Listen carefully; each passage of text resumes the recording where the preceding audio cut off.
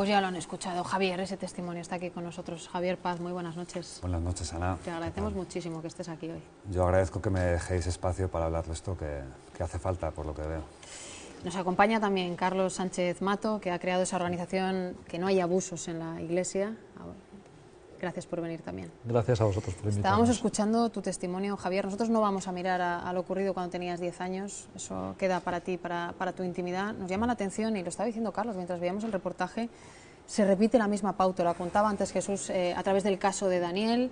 A ti te ocurre esto cuando tienes 10 años. Hasta que tienes 20 años estás sufriendo esos abusos por parte de quien entonces estaba en esa parroquia de San Julián en Salamanca. Y entonces decides denunciar. ¿Decides hacer qué? Decido denunciar a los 28 años, cuando empiezo a recordar, ¿no? El proceso hasta que llego al momento de la denuncia son 14 años de espacio, de asimilar, de seguir escarbando en la memoria y de coger fuerzas, porque lo tienes todo en contra.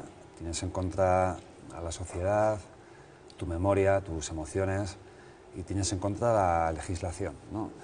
Yo ya recordé fuera de plazo, yo ya no tenía nada que hacer. Enfrentarte a la vergüenza, a la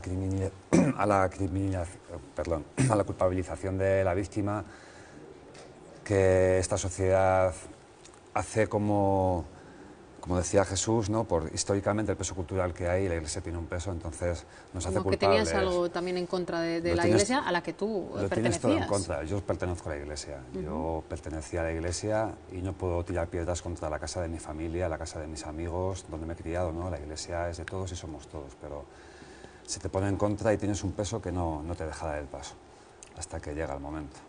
Esto ocurría la parte en la que tú sufres los abusos entre el 82 y el 92, tienes apenas 10 años, nadie entiende que con esa edad tú puedas denunciar nada, luego tardas un tiempo, nos has explicado, en asimilar todo lo que te ha ocurrido a través de un proceso personal y decides dar un primer paso dentro, porque también Jesús, y ahora le vamos a preguntar a Carlos, nos decía que es una pauta habitual, tú primero recurres a quienes están a tu alrededor, allí mismo en Salamanca, a la Iglesia, ¿no? ¿Qué ocurre? Me acerco al obispado y presento una denuncia canónica en el año 2011, con intención de que desde dentro se mueva ficha, ¿no? Es la propia Iglesia la que tiene que limpiar la casa de arriba abajo, quitarse el cinturón y limpiar, ¿no? A toda esta gente que está contaminando tanto el nombre de la Iglesia y manchando al final una fe que no es suya, es de todos los que tienen Iglesia, ¿no?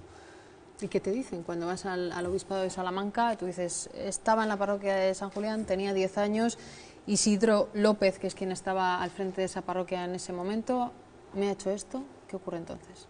Es todo muy ágil, ¿no? Al principio, es una acogida muy ágil.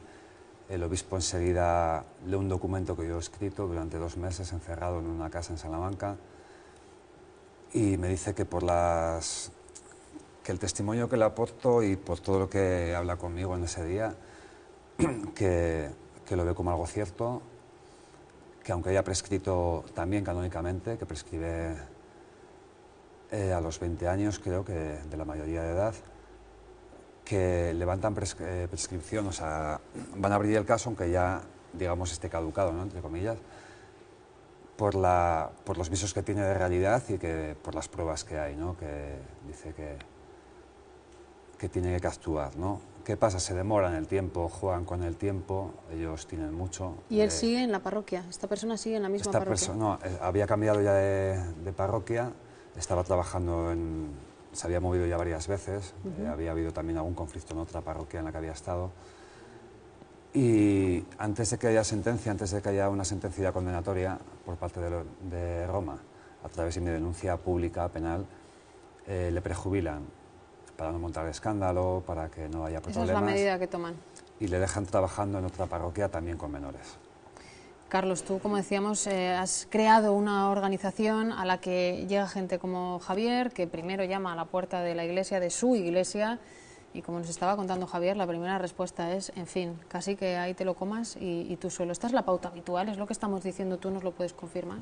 Desgraciadamente es la pauta habitual. La pauta habitual es ocultar, buscando un no sé qué, porque realmente el echar el balón hacia adelante no soluciona los problemas. lo que ocurre es que se actúa de manera muy similar a cualquier organización del ámbito civil en el que estalla un escándalo y desgraciadamente se produce un paralelismo con lo que ocurre cuando hay corrupción política en una organización o en una organización sindical, y lo que se pretende es evitar que la denuncia pueda manchar el nombre de la institución, en vez de atender en primer lugar a las víctimas y luego en segundo lugar. Vivimos en una sociedad, independientemente de la consideración que se pueda tener de forma interna en la Iglesia de si es un pecado o no, que evidentemente seguro que lo es, estamos en una sociedad, no en el medievo, y por lo tanto hay que acudir a la justicia ordinaria, hay que poner los casos en su conocimiento y hay que apoyar a la investigación. Hemos intentado ponernos en contacto también con el Obispado de Salamanca, Javier. El obispo no se pone, las dos personas que supuestamente actúan de portavoces casualmente estaban fuera estos días, nos remiten a los comunicados de prensa que supongo que conoces, que ya salieron en su día, en los que efectivamente hablan de que se apartó a esta persona, Isidro López Santos, así se llama, y ellos dicen acusado del delito de abuso sexual de menores, lo dice la diócesis de Salamanca, pero habla de víctimas en plural, ese comunicado. ¿A ti te consta que lo que tú viviste lo haya vivido más gente, se te ha acercado más gente? Ellos mismos en este comunicado hablan en plural. Hablan en plural porque no pueden hablar en singular. Primero porque he denunciado yo y me alegra el que haya ido gente de la mano conmigo a denunciar después.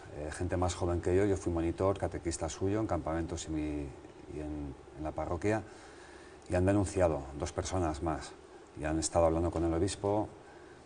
La familia de uno de estos chicos escribió a Roma, al igual que yo. Yo no recibí respuesta, esta familia tampoco. El obispo acabó teniendo una visita de la madre de este chico que denunció ante el obispado por el mismo delito, por la misma persona, tras haber escrito ella a Roma y al final desde Roma mandarle orden al obispo para que la recibiera, ¿no?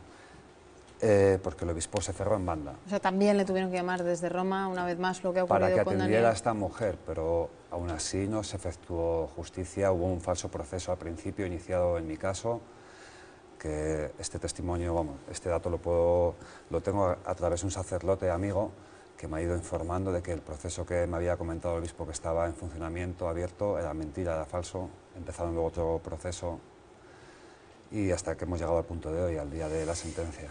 Tenéis esta sentencia de la diócesis de Salamanca, hemos contado ese comunicado, además tú nos estabas explicando ha sido por la vía penal.